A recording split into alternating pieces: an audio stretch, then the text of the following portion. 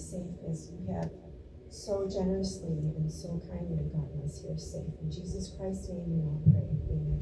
Amen.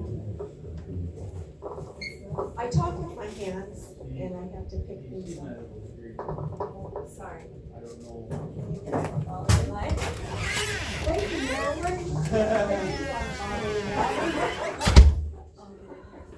So Gladys and I, with the blessing of our church, we opened a community garden in the front and also in the back.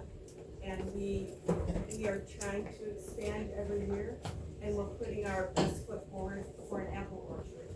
And, but it's not what you think, because we're doing it as a closed looped garden, where the reason why you go to your apple orchard and you see them beautifully lined up, it grows with a nice walking space, it's for the tractors to get through. So our garden and our church's garden, we're aiming to mix the helpful plants with the apple plants, apple trees, and then we will eventually have,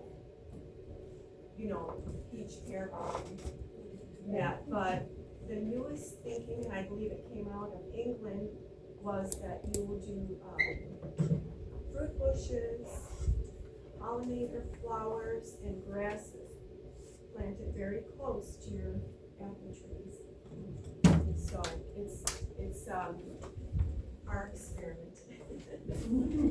I'm a hobbyist. I don't have any credentials behind my name, but I did have two wonderful grandmothers that taught me a lot if I paid attention.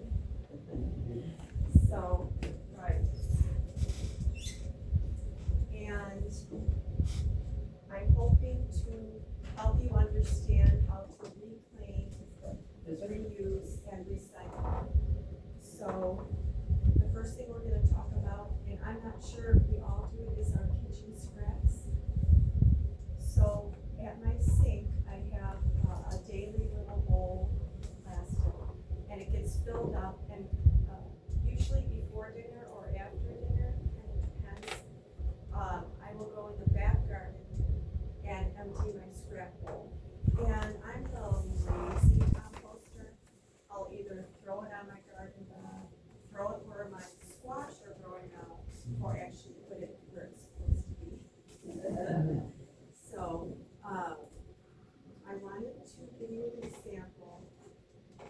I had some plants in water. Mike? It was a plastic bin. Up front. Where am I? Oh, right here. Oh, no. No, right in front, front. On the table? Okay. Oh, yeah. Oh, I know. So I'll tilt this a little bit. I know. I'm awake. I get my eggs from the local farm. That way I'm not, and it's just down the road from me. So, and they always use these compostable egg cartons, so I'm not going to Myers or Jewel. Then when I'm done with the eggs, I crush them. If I were to give you crushed eggs for your garden, I would bake them in the oven for 10 minutes at 250, and then I would let them cool down and then whirl them in my blender. Yes. You're talking about the eggshells? Eggshells. Okay. Yeah, after the eggs are used, yes. Why the heat treatment? To kill any bacteria. Yes.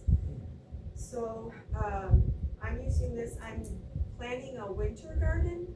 So if you want to plan your winter garden, and that's your kale, lettuce, sweet peas, I recommend it very well in the winter garden. So my lettuce and kale and everything. Hi Shirley, good to see you. Hi. That's already planted. But the beans I want to protect from the rabbits. So I'm growing them here, and then my husband loves violets, so the violets are over here. And the nice thing is that when they get nice and big, all I have to do is kind of tear it apart. You're gonna plant the whole cardboard. No fooling around with the roots. They're baby roots and they're tender. You can damage them. The whole thing gets planted.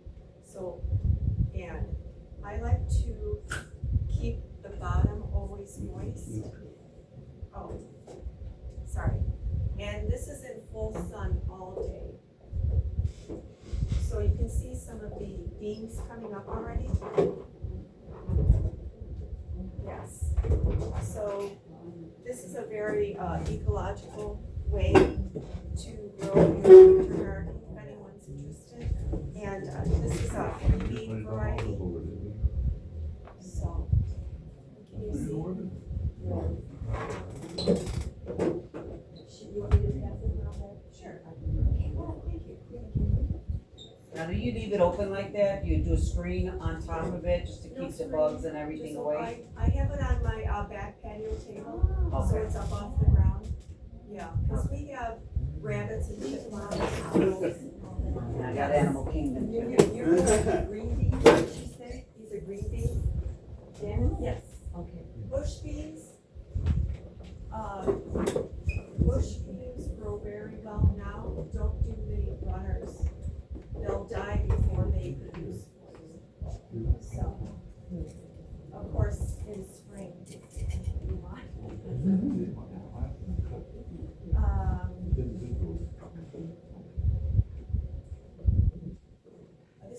So this is a wonderful time for farm fresh corn, and I want to recommend Wally Acres. So far, for me and my family, they have the best sweet corn out in Sycamore. But what we do is after you shuck the corn, I save all that, even the silks. And I save all, and I'll tell you the process. And you don't dry it or anything, it's a natural mulch for your garden beds. Get out. Yes, just throw it on top. Oh, and no, well, when in my field, I feel. There you go. The corn cob, all buried. I'm sorry, does anybody need paper and pencil or? Yeah.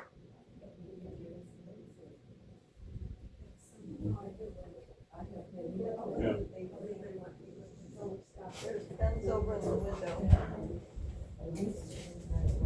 So you're not filling up your garbage bin with all of this, when it can be easily put back into your garden. Yes. Is there a reason why you bury the cob? It'll break down quicker. Okay, so you use a fertilizer. There's some German word for it, yes, but you bury it, and it should have something covering it, and it'll break down quicker. What about the what do you call it, the pesticides and stuff that they spray on the corn that's on those leaves? Paper. Pass the paper around, You know, to kill all the bugs in pass it. it down. Insecticides. So because it's on top, Yeah. after a couple rains, it should just all wash away. Yeah. But that's a good point, I like that. If you don't have the room to grow your own corn, if you can perhaps call around to see if you can get, the non-GMO heirloom corn varieties, which happen to be just the older, like the glass gem, Yeah. or the colored corn.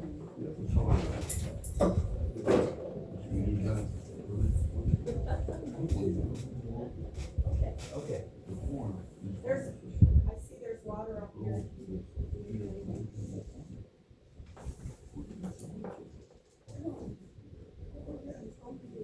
Oh, the commercial stuff?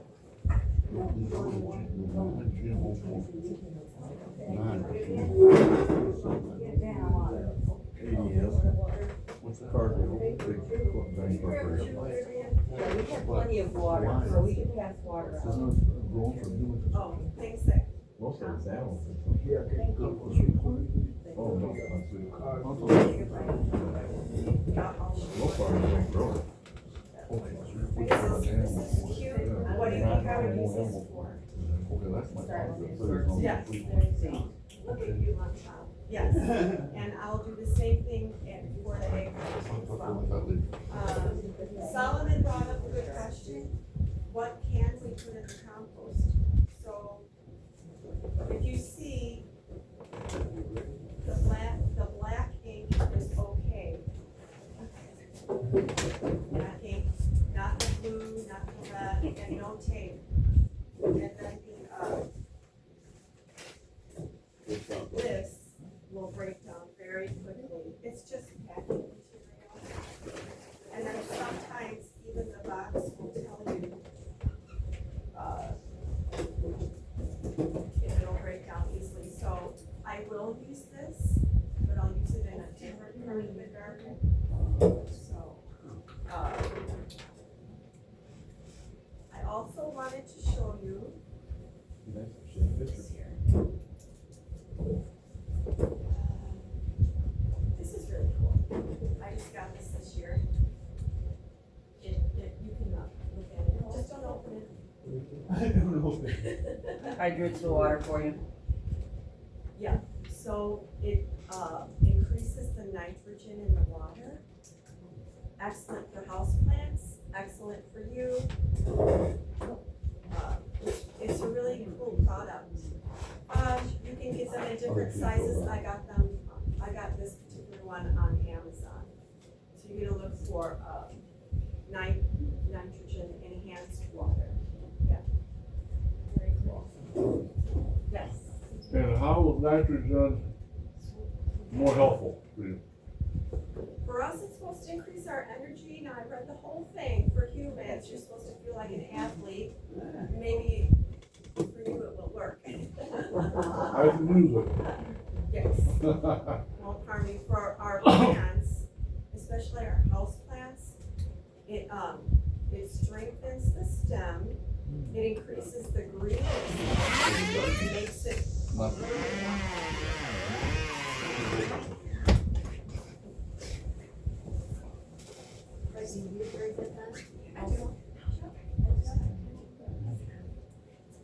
How long do you let it then It will turn off automatically, the light will diminish, and then it's ready to go. Yeah. Very cool. Janice, I have a question. Yes, You bought it like this off of Amazon with the water and the nitrogen in it, or? No. just the nitrogen filter. Okay, so then all you have to do is just keep adding water to it. Oh, Any okay. kind of water. Until you use it over and over again, because I have some house plants that really look bad. Okay. So that might be a help to them. Okay, and this is called a nitrogen enhancer water container? Yes. Okay, thank you. And if you have any cream, milk, not butter, buttermilk, and you have a little bit in the container, maybe 2 tablespoons, what you're gonna do is you're gonna fill it up with your water, and you're going to water your plants, and it helps their minerals, and it does make a difference. And this spring, I noticed some powdery mildew, so I did that, and I put it in a spray bottle, and I sprayed. I do not have the powdery mildew anymore. That was with all of our heavy rains in the spring. So you used it outside? Oh, yes, yes, inside and outside. What was in that garden? Half and half, milk, cream, buttermilk. So you just spray it on the plant, or you actually water the plant?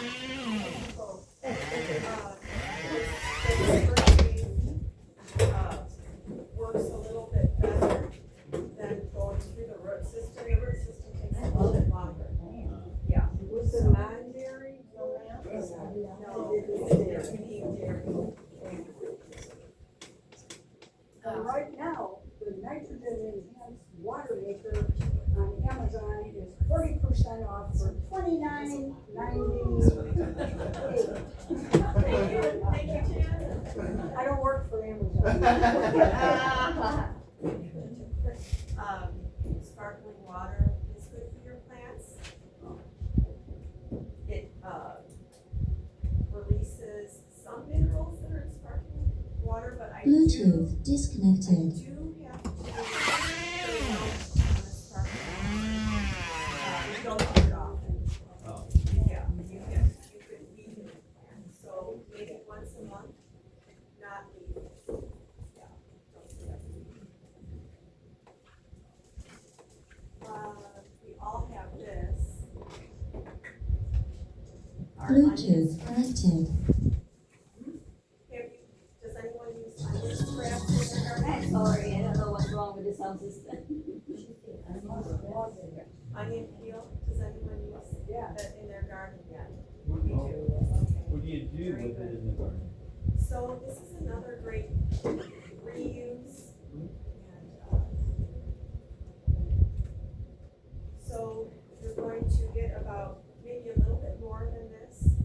And you can either do the short version, which I do, or the longer version.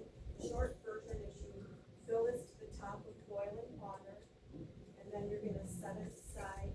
And as soon as the bowl feels cool to the touch, don't use it while it's hot, cool to the touch, go ahead and water. Now, at home, I have a bigger plastic bin that I fill. And because, it does have an odor, I just, put the lid on and keep it in the fridge till I am ready to use it. So, and then after the onion skins have cooled down and you use the water, I just take this right out to the compost pile. So, and what would even be more cool is if you grew your own onions, like I think Scarlett does. So, it didn't take me a trip to the grocery store, and I'm not buying the, is it blue or green fertilizer that we've all been tempted to buy? Never. So we talked about kitchen scraps, banana peels are good. Does anyone have any more tips from the kitchen? I was always told not to, we don't do animal products like that on thing, but, my grandmother would occasionally bake bones, chicken bones. Yeah. And she would feed them the hammer. Yeah. And throw these into Oh, the no. compost pile. I don't remember her putting it directly on the plants. She would throw it into, like, she had a pile. Yep. Like at the side of the garden, and she would just, That's your bone meal at the garden center. That's what it is. Yes. Janice? Another thing too that we can throw out in our garden is our tomatoes. Okay. Because I don't know if any of you remember those little round tomatoes that I used to bring to church. I probably had 50 to 75 of those plants. And they were so nice, but I would just throw them out in the garden, my tomatoes if I would can, and all the seeds. So next year, I pretty much got them out of my garden this year, which I'm sad about. But next year, I'm just gonna have a place in my garden where I throw all my tomato seeds. And we're putting them on a And fire then pit. they're gonna come up in the spring as volunteers. Yes. Yeah. We don't even have to do Yeah, anything with them, right. I gotta and they are volunteer. so nice. I love it. Anyone else? That's where all our garden, we're getting old. That's like no sweat gardening. Yeah, for sure. Yeah. Question was, is there anything that is plant-based that you should not throw out in your garden? Yes. Okay, cause I throw everything, so I don't know what. Bindweed, even like Oh, the leaves will want to generate roots, and they're very destructive to your garden. So, that's what I'm battling this year. So, I read up on it, and you have to, it's impossible to get the roots. They go down 3 or more feet. So what we're gonna have to do next year, cause they want to take over our garden, we're gonna solarize our whole garden. So we're gonna burn in the fall, and then, put the heavy black plastic down to solarize.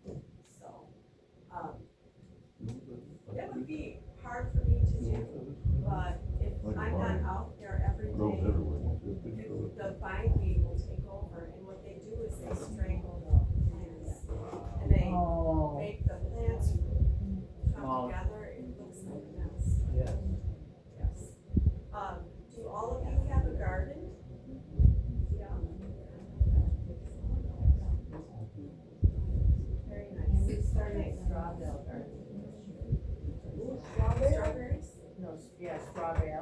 Strawberry. Okay, that's Yeah. so cool. So, I don't really know how to, so far, I don't think it's as prolific as, raised beds in the ground, but I think this is the first to do it, so I don't think we know what we're doing yet. Okay. What did you YouTube plant it. there, corn? No, cucumbers, tomatoes, some peppers, So, Nick did it, my son did it, and it's his first year, so I'm really not up to it this year, but, you know, Don't he's, discourage him. Yeah. oh no, he comes in and he's singing songs about cucumbers. Oh, You know, so we've had a couple of cucumbers. okay. If you're mulching with straw, be careful where you get it. Yes. I was gardening and, on somebody else's property, and they brought straw in from a farmer, and it was full of moles. Moles ate all my carrots, I had that much of a beautiful carrot, that much of the carrot was still there, the rest of the carrot was gone, my beets were gone, my potatoes were gone, they ate every root crop. So be careful where you get your straw. Yes. Okay. They are. No. So no moles, please. You don't see them, they just crawl under the ground and eat everything. Yeah, they leave those tunnels. Yeah. They're little like mice, they're real small, just like a Yeah. mouse. They don't have that long of a tail. No. Yeah, they're quick gray water cycling in our, reuse, try to, keep the environment a little bit more cleaner. Have you heard of it? Okay, so if your gray water is from your dishes, your laundry, your bathing, your shower, and your, kitchen. So if you put in a system, it can, cut up to about 50% of your water usage. But I do have to, sound a disclaimer. It's only good for ornamental plants. Don't put it on your cucumbers, tomatoes. It's good for trees, bushes, landscaping, and lawn. So, and there's a couple caveats. You have to go to your local village or municipal and get their permission. And also, it involves a series of pipes that separate the water, you know what I'm talking about? Yeah. And, it'll go through its own filtration system. There's a handful of them. Some use sand, others use chemicals. I'd rather not use the chemical way. So this requires a permit. And for further explanation, you can go to 3 websites. So the first website, if you just want to look into it for fun, is the EPA, the Environmental Protection Agency, your local health department, which would what would that be out here? LaSalle County. Yeah, you would contact LaSalle County. And then, there's a website called Gray Water Action. So it's kind of something interesting to look into if you have the time. So the cost, right? If you're gonna be recycling your water, trying to conserve water, the lowest possible output from your bank account will be $1,900. And then they move up from there, up to $9,000. But that includes the professionals coming out, doing all the work, and hopefully leaving your place, if not even better than it was before. And it's a learning curve, yeah, but it is something to think about. So it's great water recycling. So we do want to reduce as, local gardeners our use of plastic. Try to do our rain water harvesting, which we know is from the barrels, or you can get, I noticed in Elburn, they were selling the barrels for $20. Yeah. I went to a farm and I paid $50 a barrel, so, but they did all the work for me. The screen was on top, very nice, and the spigot was in place, so. Other points for the, gardener, like I mentioned before, try to buy your eggs, maybe even the produce from the farm market. And use your homemade fertilizers. There are a lot. All you have to do is Google and you can get your fertilizers. So what I'm going to show you here is like all the rage in England. Now you'll have to pretend that I worked so hard and put my wooden posts in the ground. Thank you, Jan. Has anyone heard of the dead hedge? No, it could be a thing. So, and I brought a lot of scraps from my yard. So the dead hedge, the purpose is to build up a place for insects, birds, and little mammals, maybe those voles. And also, you can make it as fancy as you want. I've seen some pretty fancy ones, or as simple. I have a simple one at home I'm working on. I have a giant ragweed goldenrod. And so I put 2 boards and I'm building my, what everything you see here will be in my dead hedge. And it makes sense to use the bigger logs, bigger sticks on the bottom. So, and you can make it as large or as small. You know, it also, so very interestingly too, is they build these dead hedges if you're a beekeeper. Scarlett, you keep bees, right? Yes. So you want to build this in front of the boxes. It gives them a little bit of a windbreak and also a little bit of a barrier. So that's very important, but I don't think I'll take all of this out, but I have seen people like chop off the ends to make it look so pretty. I saw a gentleman in his display, he put a boat horn and a few garden rakes. He didn't want any more. It looked pretty cool.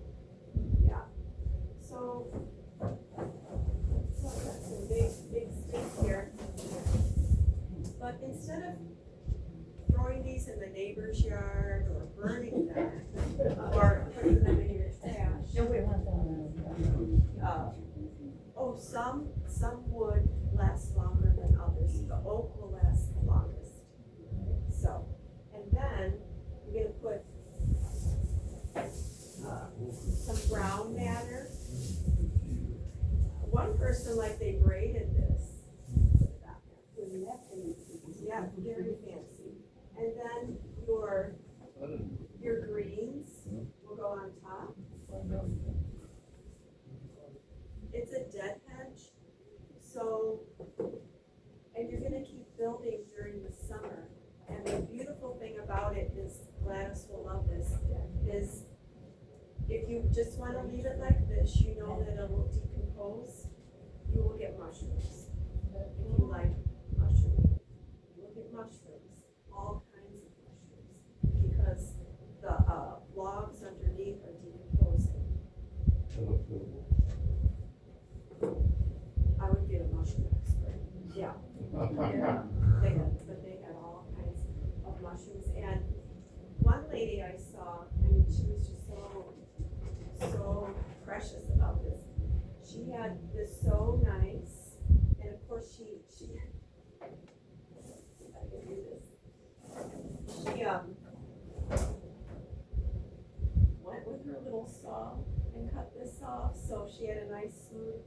surface with the greens on top. Then, oh, she wasn't done. Then she put pots of golden willow, plus stones for a nice stone path to walk on and mulch before.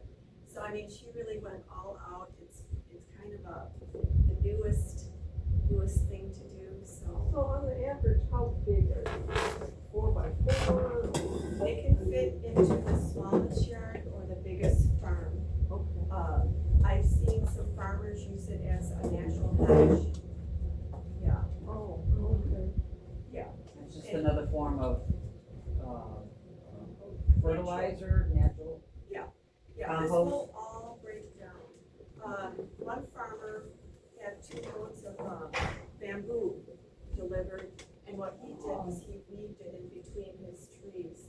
Looks spectacular. Yeah. So, I hope I presented some new ideas to you, and I know that I'm getting tired. We're getting towards we are slowing down in the gardening season. We're harvesting. Oh, I ate my first tomato. Yay! Yes, a yellow orange. It was beautiful. Oh, Yes. yay. So it's time to harvest, right? So, but we can continue to learn from each other. And I just want to thank you for your time and attention. And any more questions before Gladys and her husband come up? No? Okay. Should I clear away or? No? Okay. Thank you. Oh, you're welcome. Next, I have a centerpiece. Thank you.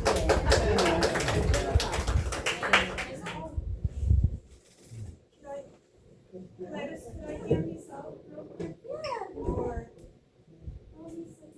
I like natural things. Did you want to hand them out, Solomon? Bug spray, and then, homemade toothpaste. So you don't, the homemade toothpaste makes a lot. You don't have to, you know. Go to the grocery store. And it's all natural. These are from, our Adventist, Wildwood, Georgia.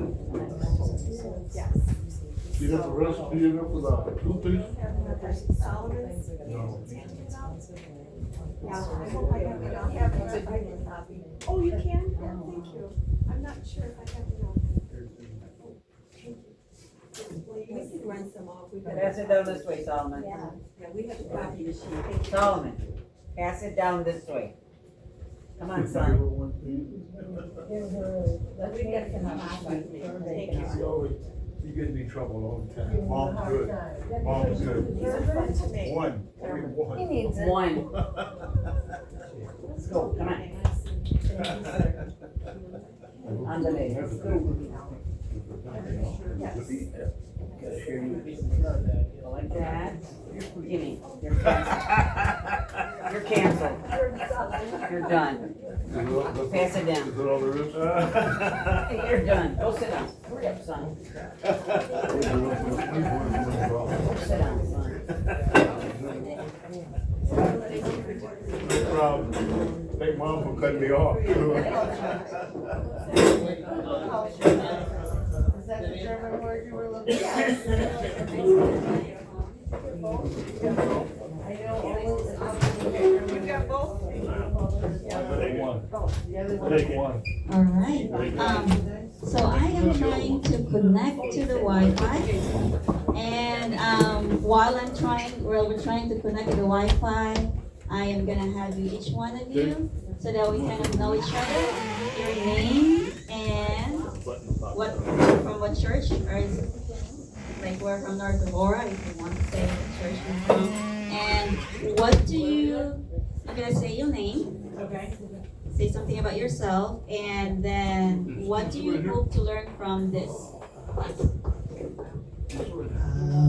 My name is Becky. I am from this area, but I go to our church. My heart and soul is, I occasionally pop in down here. Anyway, it's a lot. I hope to plants. I mean, I have a basic knowledge, but teaching me more things, which I appreciate. So I think we can all learn from her. No problem. My name is Jan, and my heart belongs to Cocoa, and I go to the North Aurora Church. Janice Hunt, and I go to Jan, I see Becky sometimes. And, I mean, gardening is my hobby, and it's just wonderful. I love it. Yeah, she said she could, but she really loves it. Solomon, pay attention.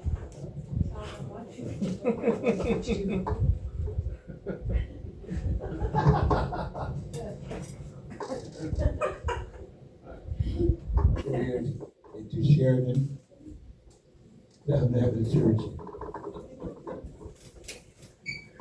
What do you hope to learn today? What do you hope to learn today? Hope to learn today. I'm on the spot. What did I say, Mom? Hey, move it on. Give it to somebody else. Come on, we love you. Pass it on. He thought it was free food. Sheridan. Do like baby release that or whatever, different plants and stuff like that. We have to do okay, Mom? Yes, that's right. I'll give it to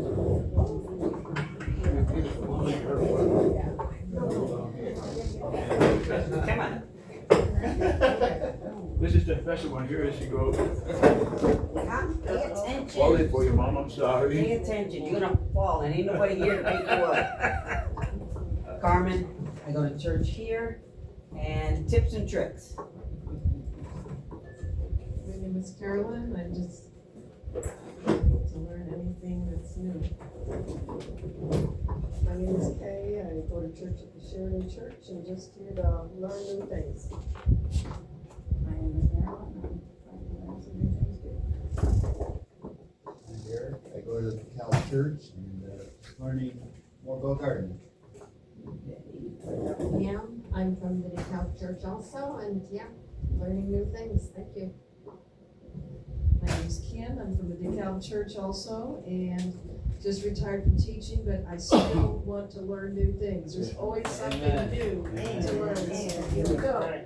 Congratulations. Thanks.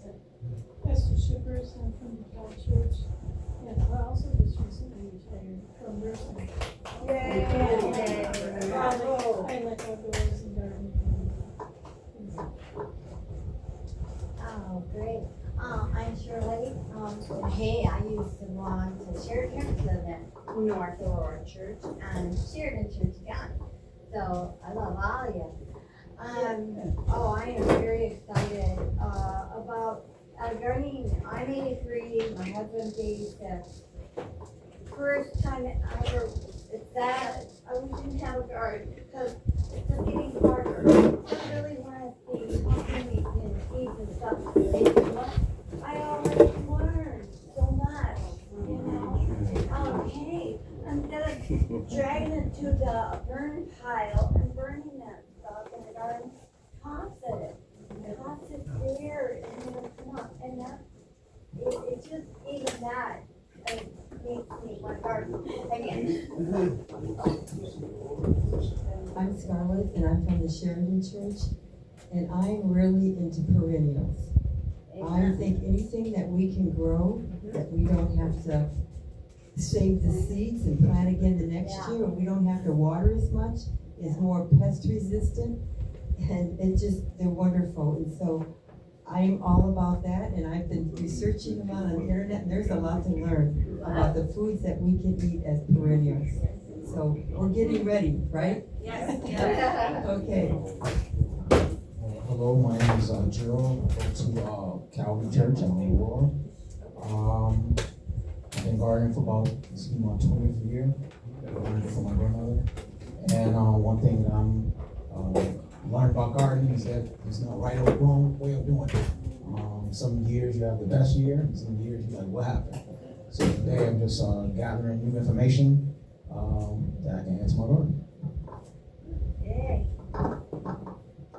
I'm Jim, I go to the Sheridan Church, and, I'm just here trying to learn something. I know nothing about gardening, so. Hi, my name is Cindy. I go to the Sheridan Church, and I like plants, and I like gardening, and I love learning about herbal medicine and stuff like that. I'm Mike, I'm from the Ottawa Church, and don't have a garden, but gotta move someplace where I can have a lot of sunlight. I'm from Sheridan Church. I don't know who's next. Alright, so I want to show you this first. I don't know if you have seen this before, but it's something. Very wrong. I don't know if you've seen it. It's a safe to serve or prophesy again.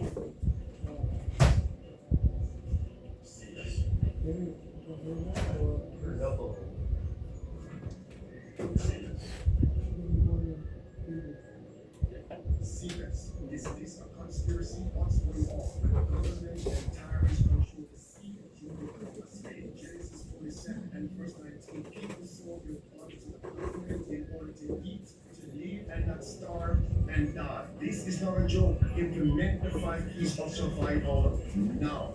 It's a life and death matter. Watch this. Eating fruit without seeds is like replacing a farmer with a scientist, because seedless fruit is lab grown.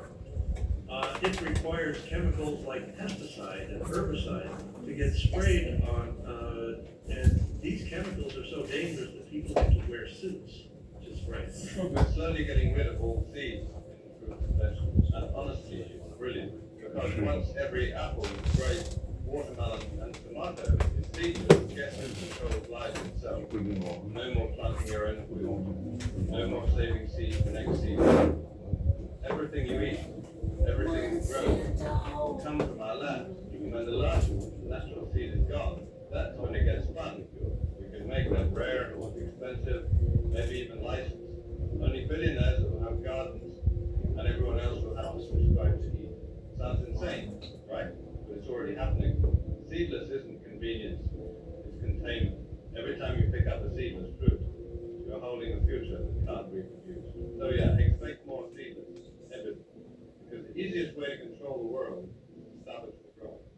So remember to stay safe out there. For more information, see the links below. Get ready, remain ready, get others ready before it's too late.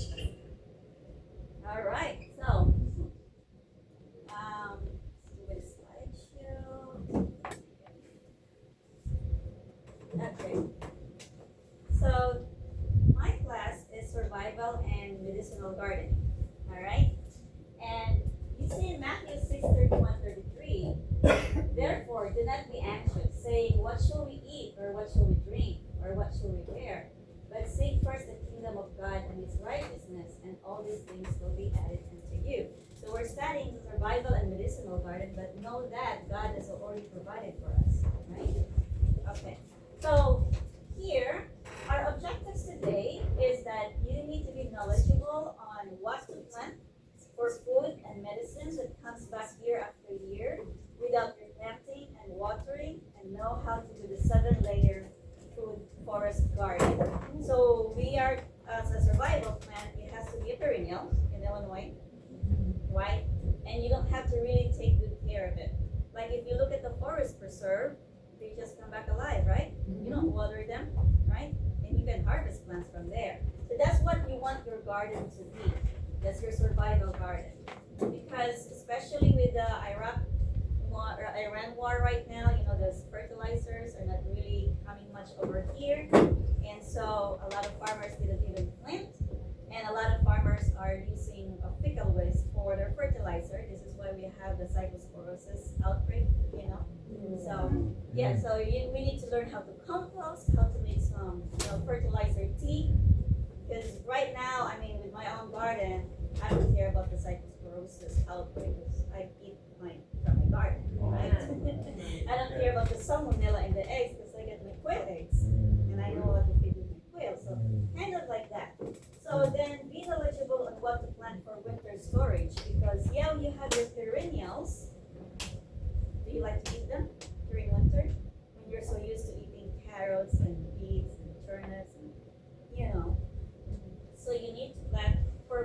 storage too, without electricity, because you'll never know if you don't have, your refrigerator won't function. And then be knowledgeable in what to plant for medicinal garden or your pharmacy garden. That's what we're going to be studying today. So this is like the first strategy here is you're not just planting randomly. You're covering the 4 survival pillars, right? One is your calories. You need calories, right? And then you need to have storage crops that they need to have a long shelf life. And then, of course, you need the nutrition in there. And then you need your medicinal plants for healing support, right? So think about making a garden, and think about that you're not going to Walmart, you're not going to Jewel to buy anything. That's how you're going to set up your garden. So for here, the minimum survival for one person for a year is your calories. You see it there, your potatoes, how many pounds. Like, these are just examples, but these are very common for us to plant and store over the winter. Your potatoes, your dry corn, your beans, and your squash. So that's basic calorie survival in there. And then you have your vegetables. So I'm just putting, if you put your thing in your email, I'll send you the files. Yeah. And the vegetables, I just put the common ones. Your carrots, your beets, your cabbage, and you can plant more, your rutabaga and your turnips. And then mushrooms. I don't know if you eat mushrooms, but mushroom is high in selenium, and there is the protein in there. So you need to have log systems, or you can do the basket. And so they're the protein and soil fertilizer and multiplier. So this is where comfortable self-sufficiency. That part that I showed you is just survival. So this is like the calories. You have 300 pounds of potatoes, and that's for one person. So if your family of 4, you just have to math it. And your squash, and then your mushrooms, and then you get your wild and medicinal zone too. Because the weeds that you call them weeds are not really weeds. These are food and medicine. So the system balance to stay stable, one person's system needs, you need to have 60% calories, 20% fats, proteins, if you eat eggs and fish, that counts to the protein, and 20% nutrition and medicines, your greens, your herbs. So most gardens fail because they overgrow greens and you undergrow calories, right? We're always more on the vegetables, salads. The critical design. The success of your system is not how many plants you grow. It is how well your nutrients cycle between layers. So I'm going to show you the 7 layers of a food forest. So when you're going to plan your garden, and I will give you kind of a workout place in there so you can think about it, because it's better when you hear something, you have to implement something, right? Because if you hear it and you don't do something, that knowledge is not going to stick in your mind. So first is you're going to put a canopy, a tall tree, and then something about an understory, like say walnut is a tall tree, and then you put something like a pawpaw or serviceberry, and then you have your shrubs, your blueberries, and then number 4 would be your vine, something about the vine, and number 5 is your herbaceous, your comfrey, your rhubarb, and then you get your ground cover, which is your strawberry, and then you get your root grass. If that's how you want to design your garden, okay? That is like the 7 layer. And then if you don't like that, you can also do the garden beds, right? But that's 7 part in there, and your 8 will be mushroom. I didn't add mushroom in there because I know some of you don't eat mushrooms, but I eat mushrooms. So that's gonna be the 8th layer.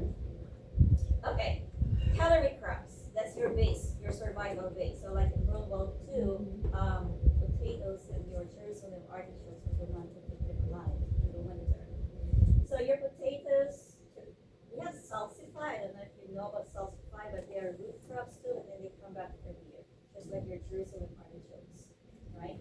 And then your sweet potatoes is the same thing. They don't come back every year. You have to take them out, right? And then your dry beans, that's the one that's really give you protein over the winter. And then you get your field corn. So why? This provides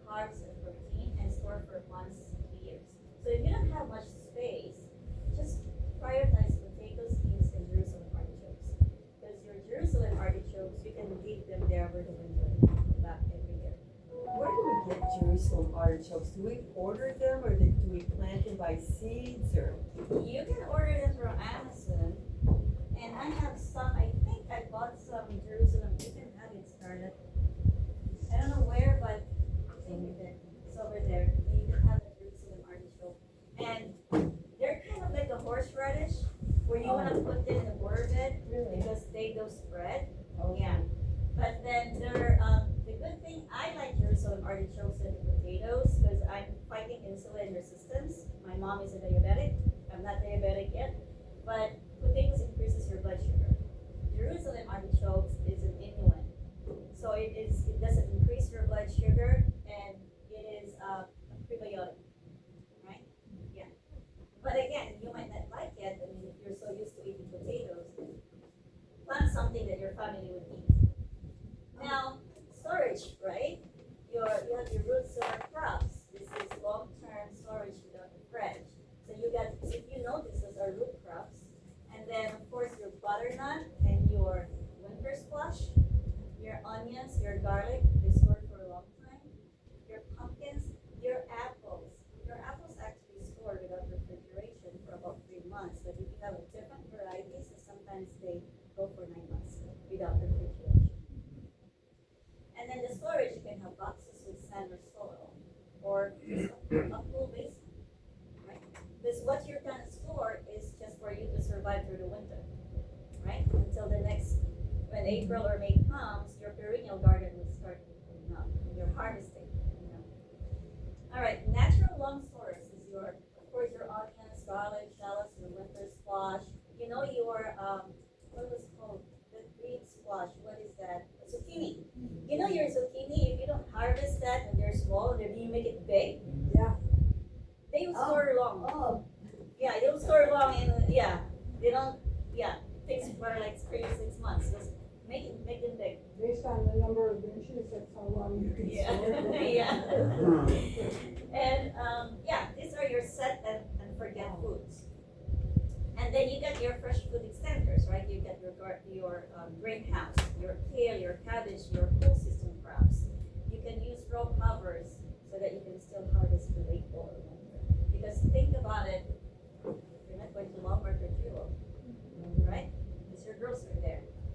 All right, so first layer is your perennial fruit trees and nut trees. So you know these are all perennials in Illinois, right? So that's it. Your ginkgo biloba is good for your brain. And then your second layer would be like this. Pawpaw and started you're looking for pawpaw seedlings. If you look at Facebook Market, there are people selling pawpaw seedlings now. Like $10, $12. Yeah. Serviceberry, I have that. I was successfully planted a serviceberry. And then your hazelnut, garnet, and butternut, because those are your protein source. Third layer is your berries, right? And that is your antioxidant source for your cancer, right? Those are your berries. And then your vines. I got groundnut and Chinese yam. I didn't bring it with me because I put it in the pot, but it rooted, so it's too hot. I don't want to bring it. But groundnut, you have the leaves and the tubers. You can eat that. And your Chinese yam, you can eat the leaves and the tubers in there. And then they're vining. So you have two choices. You can put them under the tree, so they vine in the tree, or you can put it in your trellis, in your beautiful trellis. Your cold hardy kiwi. Does anybody have a cold hardy kiwi? No? I got cold hardy kiwi, but you haven't, you need two. You need a male and a female. Yeah. And then your grapes, of course, you get grapes. Your passion flower, right? Your maypop. It has to be the maypop passion flower, so that it comes back every year. And then perennial sweet pea is kind of like some sites say no, it's toxic, and some sites says you can eat it, maybe in moderation. And then the Activia chocolate vine. Back in World War II, these are the ones that people eat always. It's a vine, and it's like a purplish. I have it. I have a plant, but again, I didn't uproot it because it rooted down. So, and then here is your herbaceous. So everybody has asparagus at Walmart. You know that we come back every year. Scarlett had this Egyptian walking onion. So does anybody have this one? Yeah, you wanna pass it around? So it's like the walking onion because this one, it plants itself. It's walk. That's why it's the Egyptian walking onion. It goes down and it plants itself.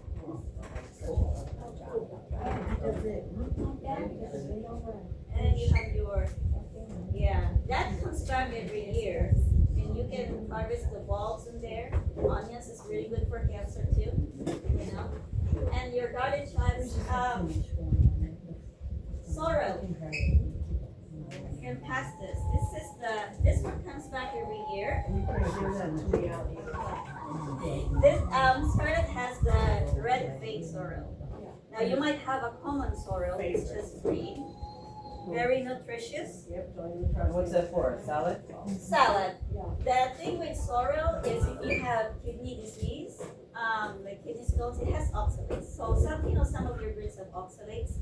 So you just have to be careful that you're not eating too much greens. Because they don't have oxalates. It is absolutely delicious. And to me, it is almost, if you put citrus with rhubarb and then made it mellow. There's like little getting back taste of it and it's yummy. Okay. Does it come up and just bend over and take it out?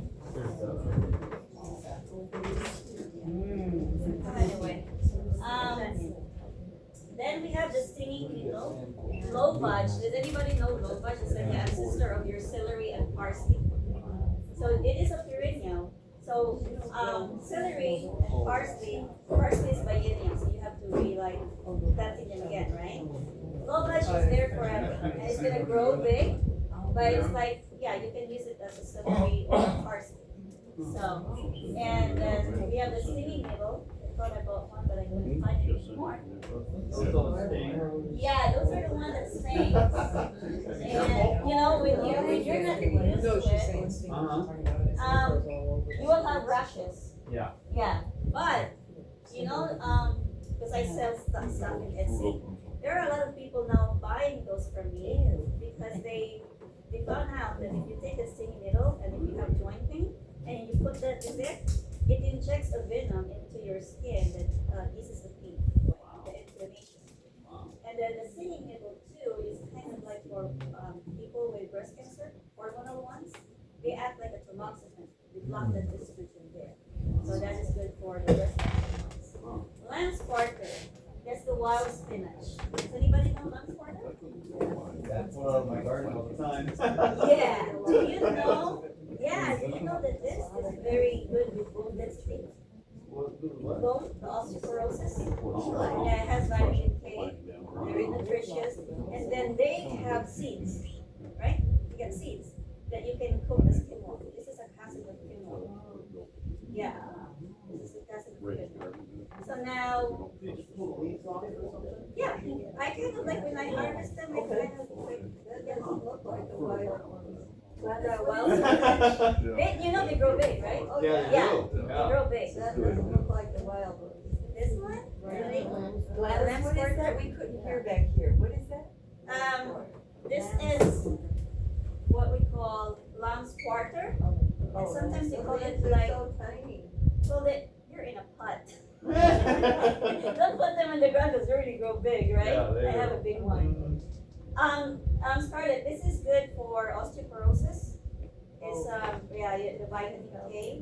But the vitamin K, if you eat calcium, if you take calcium supplements without the vitamin K, those calciums is going to go into your arteries, and that's why you have atherosclerosis. Okay? You don't have enough vitamin K. Your vitamin K, you get it from the greens, right? The vitamin K is going to pull your calcium into your body, into your bones. Can you eat too much of lamb's quarter? Like, I know there's some things that you eat too much, it gives you, like with asparagus and stuff like that. Yeah. I always eat with moderation because, especially with greens, you have to make sure your oxalic content. Yeah, like the sorrel that we just passed is high in oxalates. So if your kidney is not really good, then you're gonna get a still eat it in moderation. So I don't know if you want to pass this around. This, is amaranth. Amaranth. This sells seeds. I don't think I put amaranth in there, but this is not a perennial, but it's seeds itself. Next year. Yeah. Amaranth, you can eat it, and then it has actually the seeds that you can make bread out of. Yeah.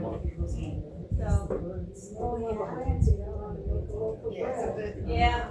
And then we have this blue King Henry that it's like a spinach. It comes back every year. Yeah. And then your herbs too. Okay, so that's your herbaceous. That's your fifth layer. Then of course we have strawberry, cream pie, clover. Purslane? Purslane, right? Do you know what the plant is good for? Does anybody know what the first thing is good for? Iron. Don't look at this one. No, not that one. Iron. Oh, iron. What else? Now? Anybody who is fighting your cholesterol, right? That is high in omega-3. What is that again? Purslane.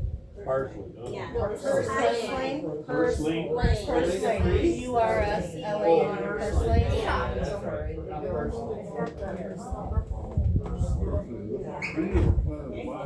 So yeah, that's purslane. Very high in omega-3.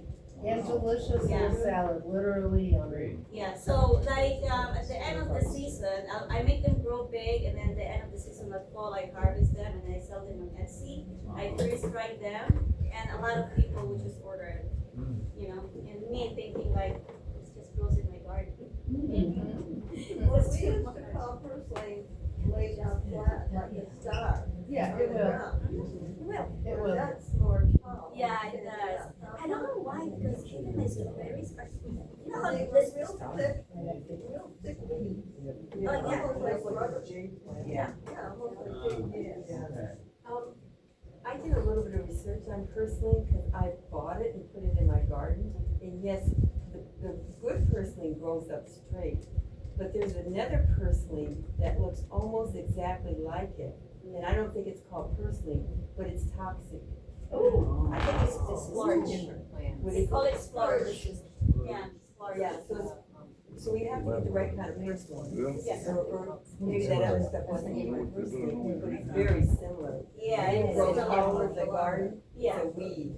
Yeah. So you don't really need to know if it's like, but we have an app that I showed Scarlett, like picture this app, and then you just take a picture of it, you analyze it, and it tells you what kind of it makes it better. And then you got your, of course, the violet, the chickweed, and the oregano. So that's your sixth layer, right? Your ground cover. Then you get to your seventh layer, which is your root crops. So now you're gonna plant your artichokes, your parsnip, your horseradish, like this one. And I love your horseradish. Scarlett gave it to me. Because how do you eat your horseradish? You just eat the roots? You can eat the leaves. This is very good with cancer because it's a cruciferous vegetable. Okay. Have your sulforaphane. Can you cut it up in a salad, do you think? Or you have to cook I mean, it? I put it in a soup and I stir fry it sometimes. So cook. And you made a soup out of it too, didn't you? You just put it in a soup and added other things and. And then your groundnut again, those are your tubers that come back every year. These. So hopefully my salsify will grow. I just honestly planted seeds. But then I steer it till so that at least when we have another class, you can see what the plant looks like. And then we have the eighth layer for those who eat mushrooms. And I'm just saying it in here, like you have your AI because we don't know mushrooms, right? And then you ask AI, is this mushroom edible? And then the AI said yes. Then you end up in the hospital and you said the AI would say, you're right, it's a poisonous mushroom. Would you like to learn more about poisonous mushrooms? So yeah, you really need to know to learn your mushrooms. I plant oyster mushrooms. Okay. And then because I I'd rather plant the mushroom myself than go foraging. Because in foraging, I can only identify the oyster, chicken of the woods, the maitake, and then every spring you have your pheasant back that you see. The chicken of the woods, does that grow on live trees or always on the dead tree? It grows on hardwood trees. So if you have a hardwood tree that has decayed under the ground, then you will see mushrooms coming out from the soil because there's a dead hardwood tree under it. Because I've seen them growing on a tree. Yes, yeah. Any hardwood tree. Yeah. Do they grow on the live part of the tree or no? No, it's always some, yeah. Grow on a tree. Yeah. But, you know, they're on the bottom. Yeah, but mostly it's, yeah, because once they grow, then you're gonna kill the tree. That mushroom's gonna kill the tree. Morels, we have morels. Yeah. Just bragging now. Yeah. The puffer mushrooms, we have those. Puffballs? Yeah, Yeah. puffballs, yeah. Yeah. They make a good mushroom soup. Yeah. Is that on the, menu for next weekend? In the fall. Okay. Oh. Wait, do you know where we can, yeah, we can do foraging? We grow, we just have them in our yard. Oh, okay. They come in the, Yeah. we have woods, Yeah. so. And then you get your chanterelles also. And those I don't know. Yeah. The morels we have. See, so she needs to go, you guys need to go show you what's. Yeah, yeah. Look at me, making appointments for you. So your mushrooms, your 8 layer that comes back every year, you have your oyster mushroom, your wine cup, your shiitake. Those needs to be, the shiitake needs to be put in a hardwood log, right? Your mushroom, that's why I like mushrooms, is I can just plant it in a basket of straw. You put it in the lasagna area, and then if I plant it in the spring, then I have 5 to 6 flushes of that until the winter. If you want to keep it, then you have to bring it indoors, or this is the basket, right, of straw or hay. If you want to keep it over the winter, you have to take the mycelium in there and then put it in a bucket with holes, because you're keeping it out them indoor. So then they continue to grow. Their food is the straw or the hay. Or maybe you want to put your spent coffee grounds if you drink coffee. That's their food. So you just keep the mycelium alive and it will give you mushrooms. And then lion's mane, we have Galeas is good for the brain, meadow mushrooms, and then these are the maitake and chicken of the woods. So if you want, you can buy it from Northport, and then whatever hardwood tree you have, you plant it in there. And then this will always come back. Yeah, for you in your garden. So why are they important? They are extremely fast in composition, and they grow in logs, straws, and then they come back in conditions. They have to have a microclimate, the humidity and things like that, yeah, for the mushrooms to grow. Yeah, and so these are the mushrooms that I plant every year, and so it's a long-term log cultivation. It regrows, it comes back every year. You have your wine cup. Your wine cup, you can put it in a bed and you just put hardwood mulch in there, mix it and put it in lasagna. Then it will come back. But then when it comes back, it doesn't stay in that bed. It goes to any hardwood mulch you put. So if you put a hardwood mulch in a tree, then it goes over there. So it just goes everywhere. So, lion's mane, have you eaten the lion's mane or no? I like it. It's for the brain, for memory. And then this one is coming out of my yard, the meadow mushrooms. And, okay, perennial greens that comes back here in Illinois are these one. And that's why I showed you the amaranth. Because the amaranth, if you plant a lot in them, you can really harvest the seeds and store them for the winter. Yeah. Yep. And then if you have a wet rut or a pond, cattails. Does anybody know what cattails is like? Yeah, You can make bread out of that. Yeah, flour. Before they poof in the house. Yeah, yeah. Does anybody know what this one is? The most nutrient dense of all. watercress. And this grows in Illinois. But if you want to, because I bring this inside for winter, you just put water, because this one grows in pond-like, you know, it has like water. So I usually put it like that, and there's water, and it survives, and then you just cut it, and then you I don't know if you want to pass it around. Watercress. And if you feed that to your chickens, you will have practically pumpkin orange yolks. Yeah, that is very nutritious. And then yeah. And then I don't know if you know duck with the Missoula. Those are the ones that floats and very high in protein. It doesn't survive in the winter, but you can bring it inside. Yeah. The water just survives in winter, you know, it's back every year. And then you have your perennials, because you need protein, right? You need protein for your body. So these are the high protein perennial that is, you know, equivalent for you eating meat, the beef, protein in there. So those three shrubs, I don't know if you have this, but that comes back every year. If you have that in your garden, you're all good, you know? Yeah. So now that's your survival one. And so later on after this, I'm gonna give you papers so you can plan your survival garden. We're going to the medicinal garden now.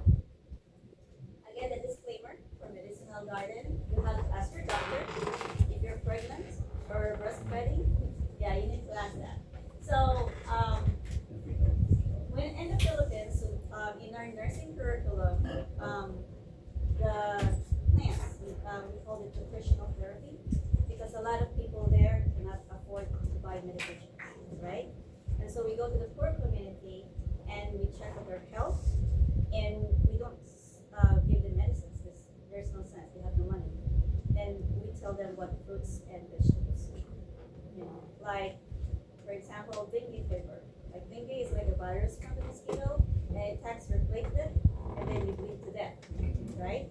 And then over there, it's very expensive because the only thing that you can do is to support your body, your plasma, because dengue will attack your body for a whole week, and then it's up to you if you can survive because you're bleeding, right?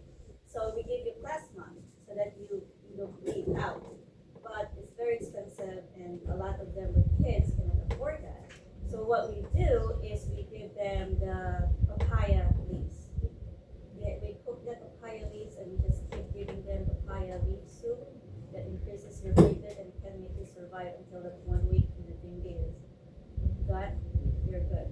So things like that. So this is why I love medicinal garden. And it says here, and God said, behold, I have given you every herb bearing seed which is upon the face of all the earth. So God's creation is filled with wisdom and provision. Before there were pharmacists and modern medicines, people looked into the plants God provided for food, comfort, and healing. Today we will rediscover some of these amazing plants and learn how to grow a medicinal garden that provides nourishment, wellness, and a deeper appreciation for the Creator's design. So your medicinal garden is more than just a collection of plants. That's your living pharmacy. Now, when you get a headache, you don't go to Jewel, right? You don't go to Walgreens anymore. You go to your garden. So it's a source of food and a step towards self-sufficiency. God has already provided many resources through nature, and learning to identify and cultivate these plants gives us valuable knowledge for ourselves, our families, and future generations. In this case, we will explore perennial medicinal plants that grow year after year, support our wellness, attract the pollinators, and provide practical benefits from the garden. How are you going to design your medicinal garden? What do you need in your medicinal garden? Number one is what? Your antivirals, right? Because during winter, you have your COVID, you have your influenza, you have your antivirus, you have your Ebola, your chickenpox, right? And then we have, of course, the monkeypox. You hear the news that there's a lot of, in the airport, like people are bringing monkeypox things to our caught. And then second is your antibacterial or antimicrobial, antibiotic plants. And then your antifungal. So candidiasis is kind of like there's like an epidemic in the nursing home where they're resistant to candidiasis, you get your fungal infections. And then antioxidant, because you don't want to end up with cancer. also an anti-parasitic. There's a lot of parasites that are in your body right now. And then of course you have your allergies, you have your pain, the common one, you got your wounds, you have like spider bites, your venoms, right? And also anxiety, depression, insomnia, and mood, right? So you're gonna plant in your medicinal what you need. And then you can also design your medicinal garden like this. You want something for brain health if you are doing a garden bed, you know. And look into your families. What do they need, right? If your family is suffering of diabetes, insulin resistance, you want to plant that one. Or if your family is suffering from dementia, you want to plant something for the brain health, right? Or your heart disease. There's a lot of heart disease. Is that the number one? Yeah, that's the number one killer in the US today. Heart disease followed by cancer. Yeah. And then your liver health. Now, liver health, there's a lot of people that just ignore that one. But a lot of us has fatty liver, right? If you had eaten any fried foods, you have fatty liver, especially if you're using canola oil, vegetable oil, and that oil stays in your body for 600 days. Okay, so that's your fatty liver. So if you are starting to have insulin resistance, if you're checking your blood sugar, even though you're not diabetic and it's not below 100, you have fatty liver, meaning your liver is sluggish now, and your liver is a major detoxification of your body. And then you got your bone health. Anybody who is on menopause is gonna have osteoporosis because now you have estrogen in your body, so your bones is gonna get brittle, and that's why you have a lot of fractures in here. And then your kidney, right? And then your lungs. Lungs is usually what during winter. That's when you got pneumonia, you know. So here is your antiviral plants. I didn't bring the one, but self-heal. Does anybody know self-heal? This is self-heal. Potent antiviral. Pass it around. Yeah. And then I didn't bring my anesthetic too. But, yeah. So those are the plants that you put into your antiviral garden bed. You want to put in the garden bed. And then you have your antibiotics. So my favorite one is oregano. Yeah, oregano is my favorite. Yeah, I like it. But then when I get sick, what I do is the echinacea. For my antiviral is the echinacea elderberry. Yeah, that's what I do. Yeah, I don't take cough medicines or cold medicines at all. Those are the ones that I feel like hardest to take. And then you get your antifungal plants. And then you have your antiparasitic, which is your wormwood. I tried to transplant my wormwood, it's too hot, so it's not happy, so I didn't bring it. And your black walnut, you can find that, and mugwort. Mugwort is this. I don't know if you want to pass it around, it's heavy. No. Does anybody knows mugwort? This is antiparasitic. So it has more than that. So, but it says use cautiously because of the inclusion content. It's like, as again, always in moderation. Because if you keep drinking it as a tea, it causes, I apologize, guys. It's alright. It's toxic to the liver. Okay? But so do it in moderation. You know how you do your parasite cleansing? It's limited, right? You're not doing a parasite cleansing every single day for the whole year, right?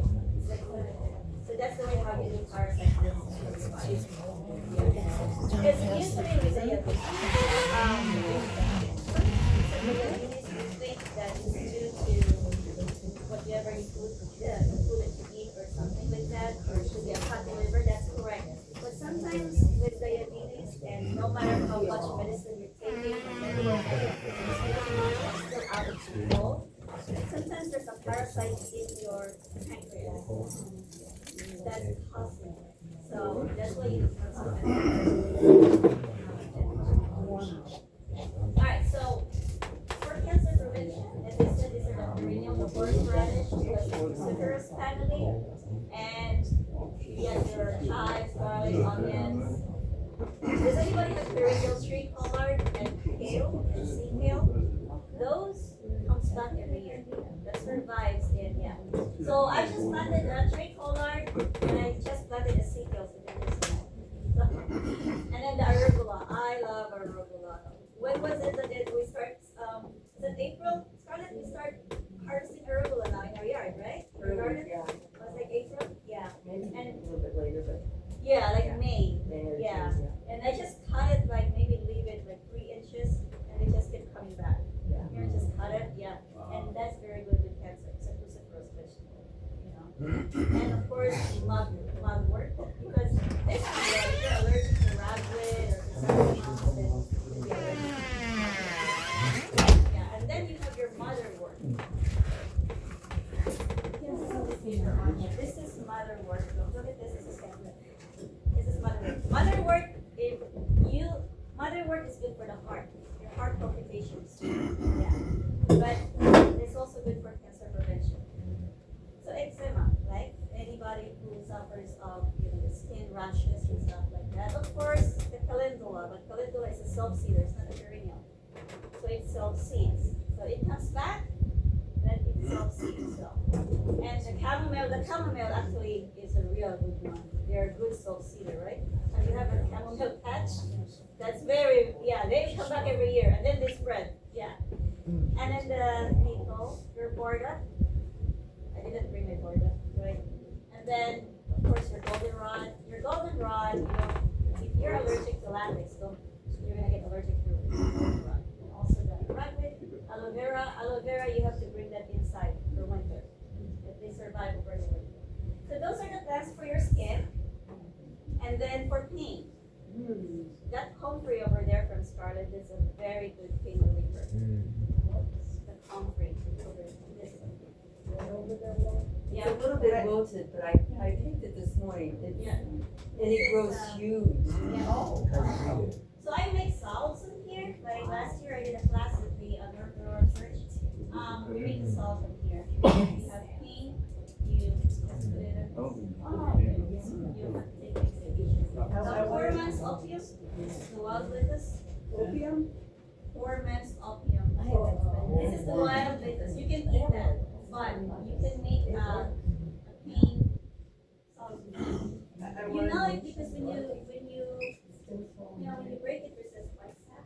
Yeah, that's the one. The pain. I want to say, but I'm glad you know how I am. I use THC creams and things on my owies. Lidocaine, all kinds of things. Comfrey is not in the same league as lidocaine. I wouldn't say that. Yeah. But I'm one of those weird people like, oh, this one makes me feel 20% better. And I would say Comfrey is at least, if the THC balm is 45% better, the Comfrey is 20% better. On broken places and arthritis and that kind of thing. So that's a personal testimony. I can tell you it works. Comfort's a bone healer too. Yes, yes, for fractures. In fact, I don't know if they're broken ribs, but I had some muscles or something on my ribs. I was bending over in the wrong way. But I dried the comfrey leaves ahead of time before that. Yeah. But I made a tea out of that comfrey because you need to heal inside. Yeah. But then Barbara O'Neill sells comfrey cream, and it's kind of not expensive, but it's a little bit. So if we can learn how to make our own comfrey cream, and buy this makes her own. Yeah. So I think comfrey is one of the nicest plants. And if we can split that one a little bit. What's that? Buy cheaper than Barbara? Yeah. Absolutely. Gladys is probably cheaper on her Etsy store. I didn't. I used to sell it in the Etsy store. I had the comfrey salve, the mullein salve. I did, but I took it off because I kind of did a search and I kind of contacted, because I don't want to get in trouble with the government. I contacted the King County Department, and they said that I have to have some requirements. I have to have this food cottage law. The food cottage law. Yeah, I have to have that food cottage law because I am investing in a good kitchen, They like to regulate stuff like that, so, but yeah, I did get a lot of sales in it, see, and I have the eczema cream too, you know, like bug bites and stuff like that, yeah. And they love it, but I have to take it off. And then you guys all gotta get her to teach you how to make it. It's easy, that one you dry the leaves, whatever you want, do you want, I can't remember. Yeah, this is make it fun, whatever kind Came of right from oil the you job, want. I'm sorry. You want, He's coming right from a side job, guys. castor oil or coconut oil. The purpose of that oil is just to draw the medicinal properties of the plant, okay?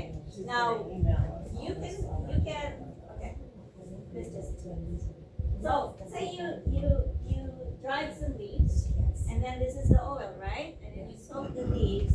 Now, if you want it in a cold infusion, what we call a cold infusion is, you just put it at the side of the window, some heat, and that slow heat will take away the medicinal properties of the plant, but that might be like a week or a month, depending on how strong your pump is of the plant. If you're in a hurry, you can put in a slow cooker, and you leave it open. You put a cloth there because you don't want the condensation, and you don't want water in your oil, right? So you cover it with a cloth so that it doesn't create condensation, and then do it over overnight, and put the slow cooker into the not low, warm, just warm, yeah. And then that will draw out the medicinal properties of the plant. So then after overnight, you have your comfrey oil. You can use that for cream. Now if you want cream, all you have to do is put these ones. That's it. Then you got your comfrey oil. Yeah. What kind of oil you were talking about? However you like it. I like the extra virgin olive oil. Right. You can also do coconut oil. You can do castor oil. Yes. No? Okay, yeah. Whatever oil that you like. I like the extra virgin olive oil. Yeah. Yeah. So that's your joint and arthritic support, your muscle strength, you know, Arnica is good. My daughter is really prone to bruises. I did, yeah, Arnica.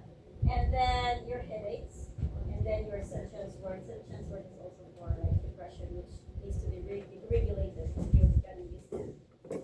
And then the first aid. So plantain is your nature's sanity. So it's non-sportive, right? If you're out there and then you got moon, you just take the plantain and put it in there, right? It's good now. Yeah. The arrow is to stop bleeding. The arrow. I see a lot of arrows. Yeah. And I think I'm seeing goji berries. I'm not sure. It's like small goji berries. So I don't know. And then your self-heal, you know, you can shout out. The jewel. If you have poison ivy, people will always grows near the poison ivy. You know how God really likes to get it? Almost. Almost. I have to go to his house to get it. Oh, and you have a lot of poison ivy? I have a lot of poison ivy, poison oak, and Yeah. cinnamon. Yeah. Yeah. So your anxiety and stress, your lemon balm, you know, your lemon balm also grows big, right? And then your passion flower, your catnip. You wanted catnip, Scarlet, right? You can have these. Yeah. So this is a catnip, and I'm telling you that catnip spreads. So all over my house is a lot of catnip. There's no mosquitoes. There's no mosquitoes, and my little mice they disappeared too because I think they don't like the smell of it. Then I have so many bees. They get bitten by it because the catnip just spreads around. What do you do with the catnip? Huh? What do you do with the catnip? With the catnip, this is good for your catnip is usually more on relaxation. Relaxation. Do you make it tea? You mean Yeah, tea. Well, can't you rub it on your self for the mosquitoes so the mosquitoes don't You can bite? do I that too. read that on the internet. Just take some leaves and rub it on your skin. Yeah. My grandmother used it for stomach upset and colic. Yeah. That changed as well. Yeah. And of course, like if you have quails and stuff like that, this is good for mites and mice. If you put them in their cages, and helps. And then you get your mood support there. And then Janice has a tea garden in the North Road Church, so she's kind of planting all this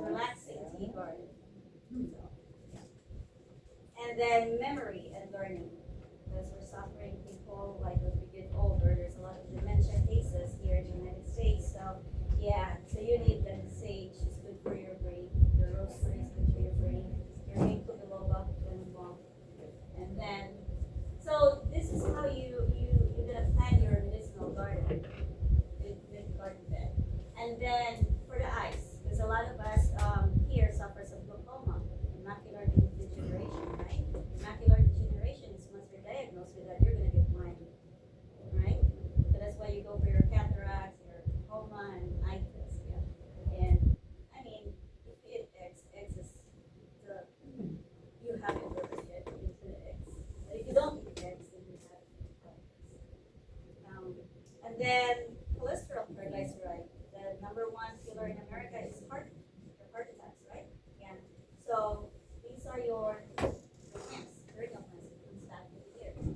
Your aronia or your black chokeberry, yeah, and your hawthorn, yeah. So naked food is your medicine, and then your omega-3. So the black walnut, English walnut, I showed you the first name. The flax and the chia, that's not a perennial. You have to sow the seeds. But I have shiso. Shiso is, have you seen shiso? Shiso is high also in omega-3. Good for the heart. Yeah. If you want to pass this around, but this is not a perennial, but it's a self-seeder, and it's fresh. It's taken from the mint family. I want to sniff it. Yeah, and sniff it.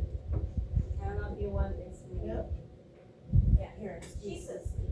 Yes, that's very more on Asian recipes.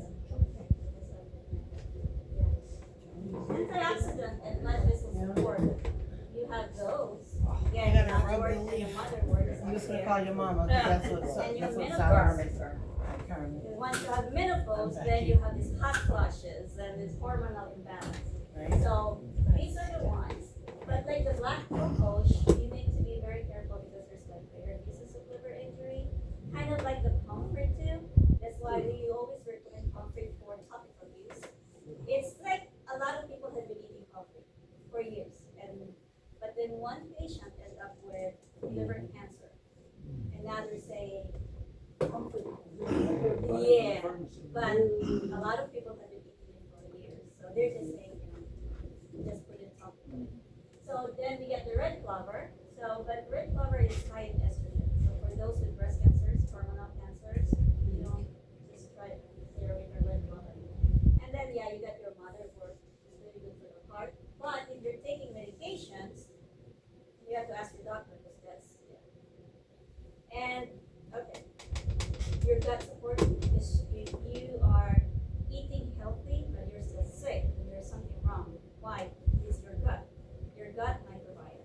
That's where it all starts. So if it's not absorbing the nutrients of the food that you're eating, then it's not. So you have to improve your gut microbiome. So your chicory is also in flowers right now, right?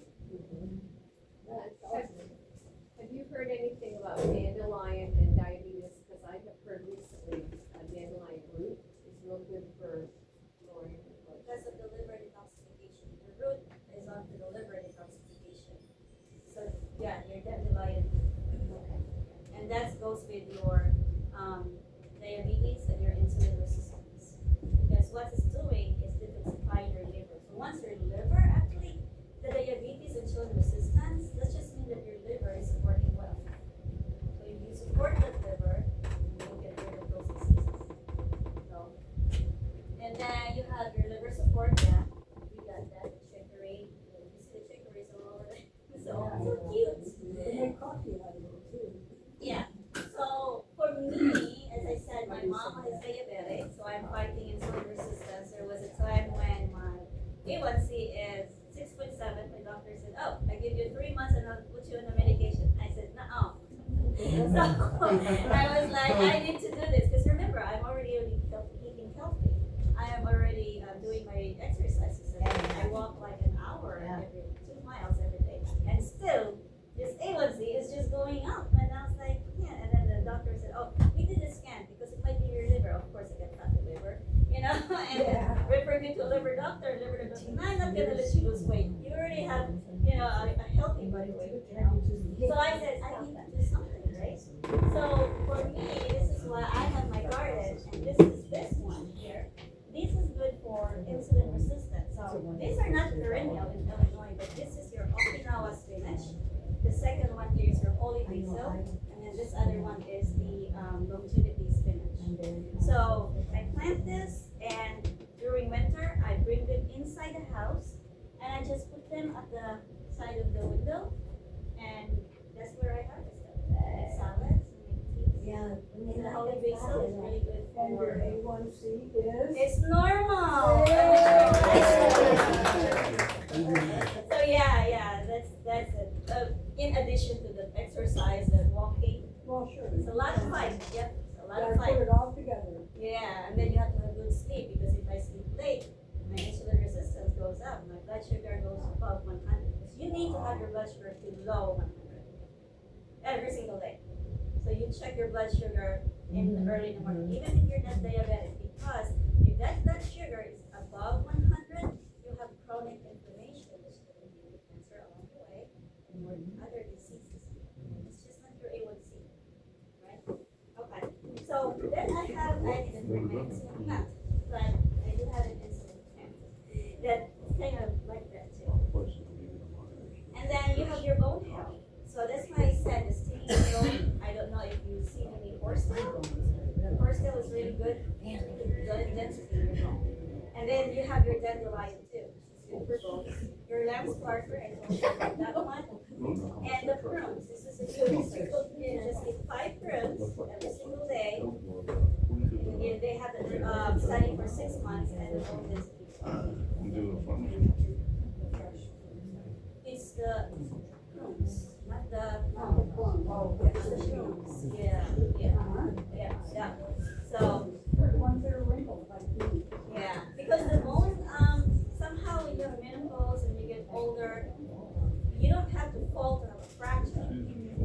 Your vertebra is usually the one that suffers. You might just feel pain, but then your vertebra is already fractured. It's not working, I don't know, it's not working. Is it working now? You can hear much in there? Well, it's just because we're sitting by this lower back here, so everybody else can Hello? hear. Okay. Yeah, there. Which one do you want me to repeat? Oh, there, now we hear it. Yeah, which one do you want me to repeat? Oh, no, that's okay. We're good? Okay. Yeah. All of it, start over. And then for UTI, so a lot of people suffers of UTI, especially in a lot of the nursing homes, because if you don't drink a lot of water, you're gonna have a UTI, right? Yeah. Your urine's concentrated, and your hygiene and everything. So you have this again, your dandelion, your needle, your horsetail, and this grows everywhere, And then your cough and sore throat, especially during the fall and the winter when the viruses are in its peak. You got your marshmallow. See, I told you we forgot a lot of plants because I did grow some marshmallow and mullein. Scarlett got some mullein. So everybody knows mullein? Yeah, mullein? Yeah. Okay, then I want to pass this. And I know some people smoke it, but I don't. They're like, because it's good for the lungs supposedly, but I just do tea. And some people like for peeing on their feet, like your neuropathy, they just put the mullein leaf in their shoes. And so it's not it helps with the pain. Bay flower. Does anybody have these? Cute purple orchid-like flower. This is, you can eat this, and it has mucilage like marshmallow, and it's good for sore throat. We have a little like short-term flower. It's blue, it's orchidy, like little small blue, like an orchid flower. Yeah, you can eat that, and then and the mucus, you have your thyme, honey, hyssop, And then fever, of course, we all know about the yarrow, right? The elderberry, your catnip is also good for fever. You sweat, that's done. and the bee balm. Bone set is also good for the fractures, like comfrey. When you have fractures, yeah, that's good. And then your cold. So I said cold and flu season, I always do elderberry infusion, and that's good for me. You know, you get your lemon balm, and then the pain and fever is your willow and your fever. Yeah. What's this one called again? Dayflower. Dayflower. Okay. So in God's garden, there are no weeds, only plants with a purpose. And God said, behold, I have given you every herb-bearing seed, which is upon the face of all the earth. So God has already provided through His creation. So every plant carries a purpose and a blessing, whether it's food, nourishment, or traditional healing support. What we call weeds are often God's overlooked gifts growing right under our feet. Okay? So I always say, if I see a certain plant that I didn't plant, I always say, oh, well, Jesus planted it for me. I wonder what it's for, you know? Yeah. Okay, so again, we have the medicinal weeds, you know, are your dandelions, right? For liver support, digestion, yep. And just make sure that your yard is organic, right? Yeah. And then your stinging needle is very good. That's also good for bone density, for the osteoporosis, and of course your hormonal cancers and your pain and your allergy. So, and then lamb's quarter, I said again. And then you get your purslane. I don't know, your purslanes are flowers? I love all my purslanes. I have orange, pink, and yellow. Yeah. And plantain. The plantain, you can see this everywhere. You have a broadleaf and you have the sword leaf. Yeah. So. That's psyllium seed, right? That when it produces the seed, you call it psyllium seed, or no? No, that's not the psyllium plant. seeds. Okay, No, all right. Yeah. You can eat those soft like an asparagus too. Yeah. And your chickweed. Everybody knows chickweed, right? Yep. And your yarrow. You have your burdock, right? And yeah. Well, you have a lot of burdock? I have a lot of burdock and any animal with hair. What parts of the burdock do you? You can eat the leaves too, not just the roots. Yeah. And you usually, like if we eat fish, like you know how burdock leaves are so big, we wrap it with burdock and you grill it that way. Oh. Yeah. Use your burdock, that's a medicinal plant. Okay. I'll work on it. Yeah, yellow duck. That's Yeah. the way to get rid of it. It'll work. Have you seen this yellow duck? But it's just inside of the room. No? Not yellow duck? No? I've seen some in here. And then you see this seeds too. You can harvest those seeds and make some crackers out of it or flour or pita bread. You know, and you can cook that. You get your red clover, right? It's everywhere. Yeah, which is good. And then your violets, right? Violet? Yep. Yeah. Violets, yep. Lymphatic support, your skin health. Your garlic mustard is good for cancer. This is a garlic root in here. And it's antimicrobial. And then shepherd's spores. Seen this? And flavors. Flavors is good for lymphedema.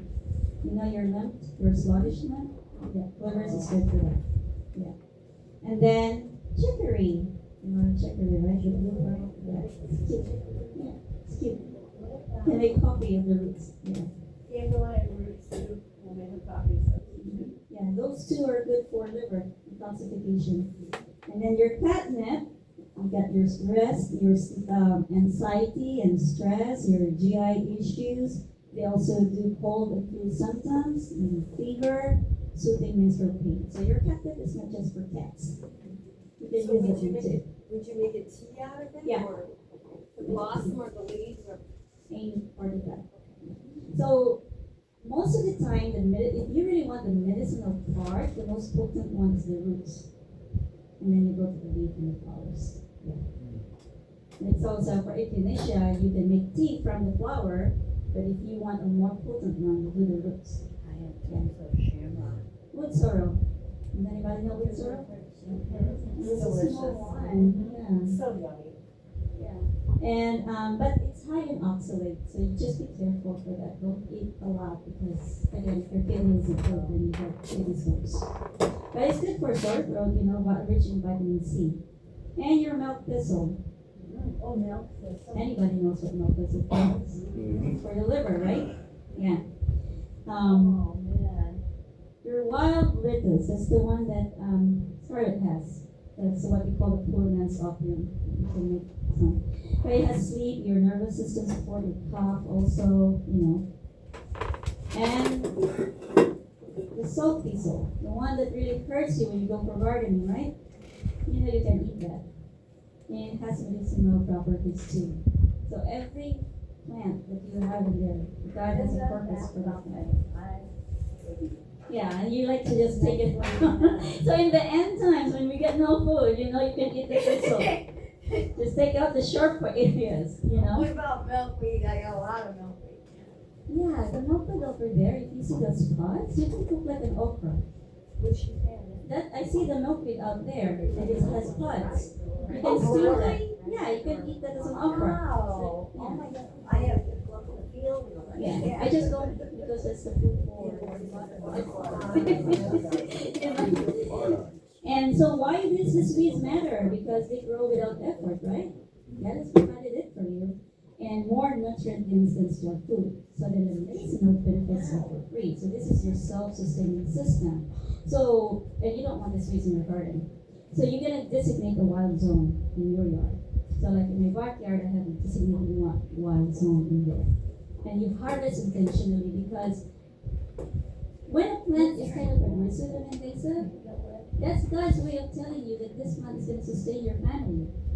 The food, the medicine for your family. We just don't use it because we're so used to just, okay, I'm having a headache, I'm going to go to Walmart, buy some Tylenol, right? Kind of like that. And I'm hungry. Oh, there's like fresh salads in Walmart, they're all already washed. I'm just going to eat them. So, yeah. Sometimes we have to rewire our brain. Preservation methods. So, how are you going to rely that? You're going to have to be drying the herbs. You can do the root cellar, you have the fermentation. I prefer fermentation because you're also doing the good bacteria for your gut. Like if I have to preserve. And then, of course, your cold storage, your canning and picking, So this is where most people fail. Not growing, but storing. Because now you don't have the time. You planted, and you don't have the time to harvest. Then you have the time to store, right? Yeah. So that's where a lot of people fail. Because, again, we're not really doing it for survival. Because who cares? Winter comes, we have Walmart, right? So, yeah. We need to learn that. So this kind of garden can sustain you, but only if you grow enough volume, you stagger your planting, you protect it from pests and frost, and you actually store things properly. Now, most people underplant and overestimate the yield. The common mistakes to avoid is you're planting too much at once, and it's an overwhelming harvest. We work, we really don't have the time to be harvesting a lot, and then not curing onions or squash properly is going to spoil. And for your potatoes, be very careful if you store them in the basement or closed, and then you have those molds. That's toxic, it can kill you. Especially if you're storing it in a closed area, and you're going in there and you're breathing it, you're dead. That's very toxic. And skipping mulch, more weeds and water stress, and underestimating your storage space. So again, can you pass them one paper? And then you have that's your kind of thing, like plan your 7-layer backyard food forest design, and you plan your medicinal gardens. I think you have bulkheads in there. So plants. Other than survival and medicinal plants, how are we going to survive if we don't have soap for hygiene? So this is soap wort. You cannot eat this. This is toxic.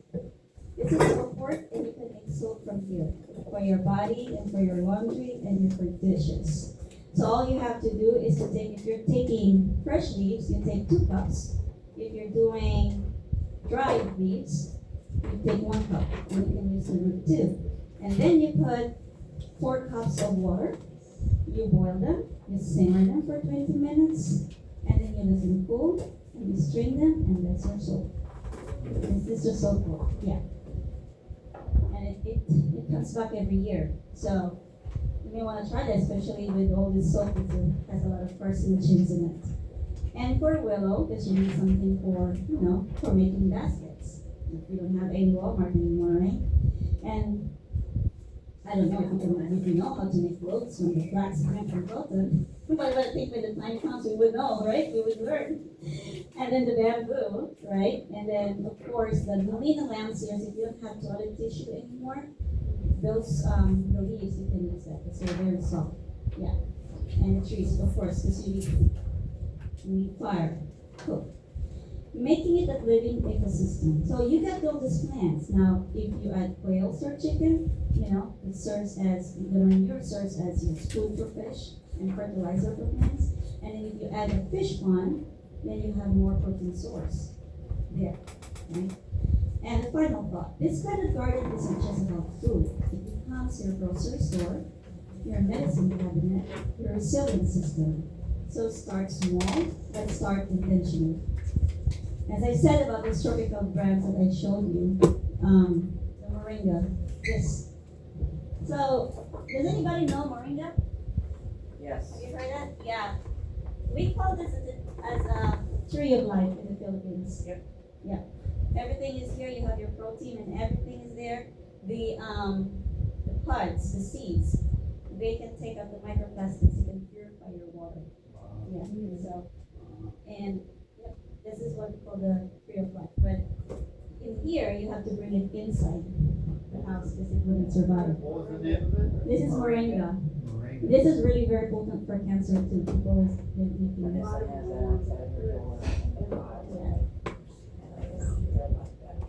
So I told you about the invasive insulin plant. That's for people who are suffering of diabetes and insulin resistance. And I told you about the moringa. That's really good for osteoporosis too, for bone support. And I've told you the watercress. Now that's the one in the nearest study is the most nutrient dense of all. So, then we have the watercress, also protective, metabolic, and your broccoli sprouts too. If you do the, for cancer, and for your liver, and for your bone, that's your broccoli sprouts. So Luke 22:35 said to them, "When I sent you without money, bag, knapsack, and sandals, did you lack anything?" So they said nothing. So God has already provided, Why are we doing this? Because what do you see? The beast from the earth. Who's the beast from the earth? Who? Nobody knows who's the beast from the earth. Oh, that, the lamb. Lamb like this from the earth. It's just America, right? Because you can see these things happening now. You see this. And so in that revelation, this is the verse 17, and it's in the Bible. And when God says it in the Bible, He's giving us a warning. And that no one may buy or sell except one who has the mark or the name of the beast or the number of his name. We don't want to get that mark, right? So this is why we're preparing. So over here is just a small 5 keys of survival from one. So the first one is actually conversion. You need to be repentant, you have faith, and obedience. That's the most important one, right? Because when you have that, God is always there providing for you. He's a refuge and safety. The second one is in the Bible and Ellen G. White, we are encouraged to go for country living, right? Move out of the cities. And the third one, you need to have food, water, and resources, right? That's your self-sustaining homestead. And then number 4 is evangelism. You have to go out there. We have to share the truth, right? And so when we go out there, witnessing for Christ is, you want people to go into God's kingdom, right? Then we have to assist the less fortunate and bartering. And so we're doing these classes. We're hoping we can do a garden club. We can barter plants and stuff like that. Scarlett has a lot of survival plants in her garden. Her garden, yep. And so we can do this. You can sell plants if you want to, or we can barter. Hey, you have this kind of plant, and I got this kind of plant. Because that's what. Because at the end times, money isn't you can buy yourself anything without the mark of the beast, so. That's what we need. All right, so any questions?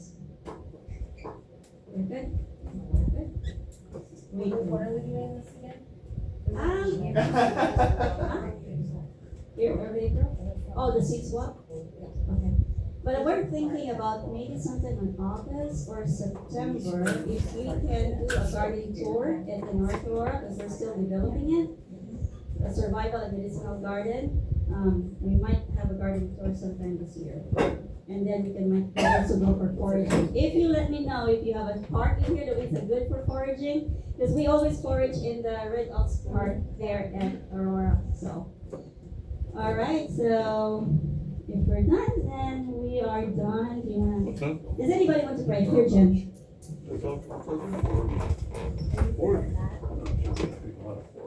Let's bow our heads. Gracious God, loving Heavenly Father, we thank you for your creation. Everything that we need, you made. And everything that you made, we need. And Father, I thank you so much for this rich information we received this day. It's so much. I pray that my feeble mind will be able to put together something meaningful in my life. I pray for everyone here that you will enlighten us and you will help us to remember the most important things. I thank you for Gladys and her family and the research that she's done for Janice, for Scarlett, everybody else that was mentioned that has these things working or in place. Bless us all as we travel home. Keep us safe in Jesus' name. Amen. Yeah. So the one that I gave you for you to design your survival medicinal garden. If anybody is done and wants to share it in the group, you're welcome to share your ideas of your survival and medicinal garden. And you will email that, right? Yeah, as long as where's the paper with your phone number and your email. Oh, okay, yeah. And I'll email my slides. Okay. Yeah. Does anybody wants to share their plan, your design of their survival medicinal garden? No, but I'm really excited about this because I need to talk about this.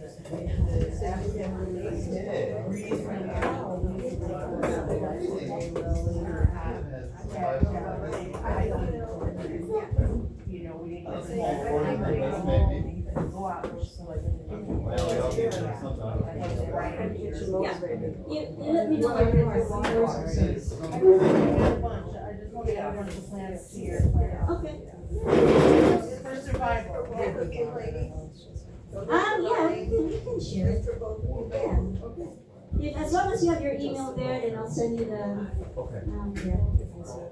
If anybody wants to share their survival medicinal garden design, their plan. I'm going to move into your house. Actually, Scarlett's garden is the best. Also, I do have these Egyptian walking onions, the little bags, I have a whole bunch of them. What is it? So if you want to start some of these walking onions, I'm always amazed at God when He's planted for us, because once that stalk comes up, of course, it makes the top like this. But look at this one. Again, it goes up again if you don't pick it up. I mean, God is just wanting us to have all these seeds. So God told me to come over here and get this. Okay, Janice is gonna share her medicinal survival garden design. I love black walnut, That's it. you have to have that. Pop it in there. Okay. Then the other big tree will be the apple tree. And then the smaller layer will be plums. Do we break it apart or we just put the whole thing in there? And then sweet potatoes. Take them apart. I was just gonna go put it right in there. Just so you know, I forgot this one. This is the valerian. Does anybody know what the valerian looks like? Valerian? Yeah, or seed. This is too much for me. This is because I suffer the insomnia, right? So yeah, chamomile is nice. And then somebody say, no, this is valerian. I think that didn't do anything. It's for sleep. was hoping. Relaxing. I feel it. Oh yeah, you know, I planted ashwagandha, so there's still babies.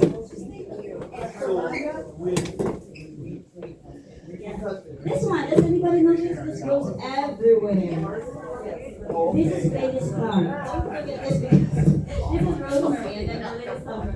This is Venus plant, and you can eat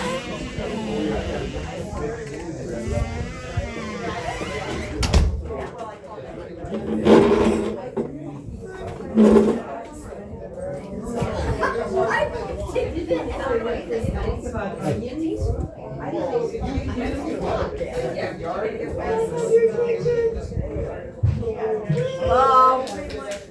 Hello?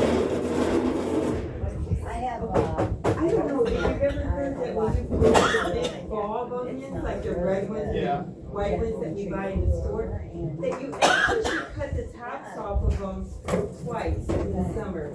Because then it helps the bulb to get bigger, Right. so it's not supporting all that. And so I went out this morning and I cut a whole bunch of mine off. So if you'd like to take some home, just cut them up and put them in your salad. Because look at how green this is. Isn't that nice that God gave us all this green free stuff and we throw it away? So yeah, these are good for salads. Is that the one? Well, no, these are actually the ball Oh, okay, for the big white All right. and red ones. But the walking onions, I have a bunch of those too, so I got these out too. So you just Plant these green part of the anytime. walking onion? Yes, you can actually eat the top of the walking onion. But you kind of want to wait until you get some of these little things. Yeah. And then you break them apart and you plant them any time of the year. You can plant these in spring, fall, you can plant them now. Wow. They just come up. And these last forever. And if anybody wants some, horseradish leaves, I have a picture of my horseradish. And it is huge. These plants, they get about that big, but you have to get something that will contain them, like a raised bed, or it will just take over everywhere. But I have a lot of horseradish. If anybody wants horseradish, you just have to dig up the root, you know, the white horseradish. These are the leaves. So.